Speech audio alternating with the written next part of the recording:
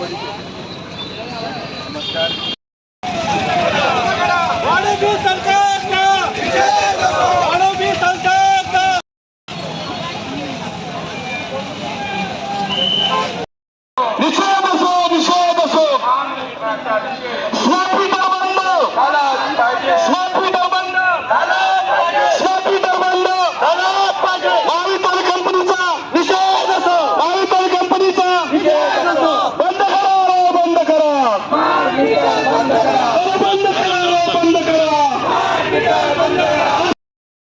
सर्वसामान्य माणूस हा काही वीज बिल भरू शकणार नाहीये.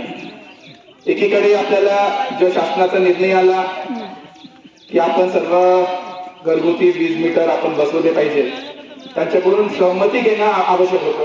कुठल्याच प्रकारची लेखी स्वरूपात त्यांच्या सहमती घेण्यात आली नाही. ते जरी घरी नसले तरी पण स्मार्ट मीटर त्यांच्या घरामध्ये फिटिंग करण्यात आलं. अशी प्रकारचे बरेच केसेस संपूर्ण जिल्ह्यामध्ये महाराष्ट्रामध्ये 200 रुपयाला नाही भरू शकला असतो. आणि काही काही लोकांच्या सुरुवातीला 5,000च्या वर बिल भरता येत नव्हतं. 5,300 आहे, 5,000 भरला जनरेट होऊन जाईल, मग मध्यंतरी 3,000 लाईन कट होते. असंही लोकांना अडचणी आलेल्या आहेत. त्यामुळे आणि दुसऱ्या लोकांचा एक संभ्रम आहे.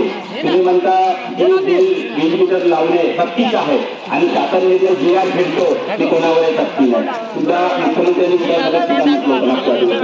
नाही. त्याच्यामुळे तर मागच्या महिन्यामध्ये आमच्याकडून ते स्मार्ट असेल झालेल्या काही बऱ्याच लोकांच्या रेडिंग झालेल्या आहे. एजन्सी थोडीशी आमच्याकडे कमी पडली रेडिंग द्यायला. तर त्याचे बिल आमच्याकडे जे लोक ग्राहक तक्रारी घेऊन येतात तर त्यांचं आम्ही ऑफिसला निराकरण करून त्यांना त्यांचा जो स्लॅब बेनिफिट आहे जे चुकलेलं आहे महावितरणतर्फे ते बिल आम्ही करेक्ट करून त्यांना देत आहे.